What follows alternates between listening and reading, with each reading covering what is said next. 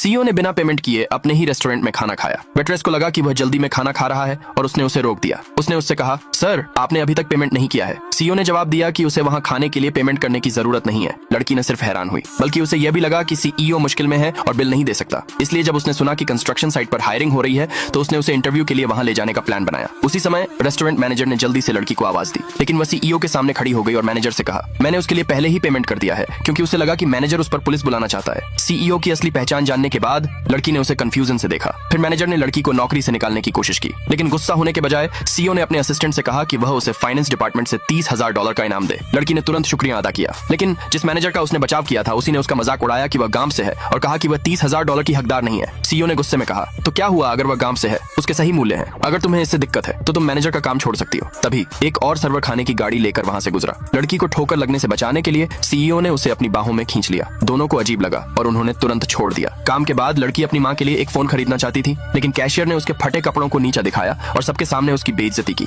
उसने यह भी कहा कि अगर लड़की ने उनका फोन खरीदा तो इससे स्टोर का स्टेटस कम हो जाएगा। लड़की ने तुरंत मैनेजर से मिलने के लिए कहा, लेकिन सेल्स क्लर्क को बिल्कुल भी परवाह नहीं थी और उसने उसे बाहर निकालने के लिए सिक्योरिटी भी बुला ली। तभी सीईओ आ गया। सेल्स क्लर्क ने जल्दी से उससे कहा, वह परेशानी खड़ी कर रही है। अगर दूसरे कस्टमर्स को पता चला कि उसने यहाँ से फोन खरीदा है तो कोई और नहीं खरीदना चाहेगा। सीईओ यह सुनकर बहुत गुस्सा हुआ और उसने तुरंत उसे अपना सामान पैक करके जाने को कहा। फिर उसने अपने असिस्टेंट से लड़की के लिए 2 सबसे महंगे फोन लाने को कहा। जब उसने देखा कि वे कितने महंगे हैं तो उसने उन्हें वापस करने की कोशिश की, लेकिन सीईओ ने कुछ ऐसा कहा जिससे वह तुरंत उस पर फिदा हो गई। उसने कहा, मेरे प्रोटेक्शन में किसी के साथ भी बुरा बर्ताव नहीं होना चाहिए। तुम्हारा दर्द यूं ही नहीं जाएगा।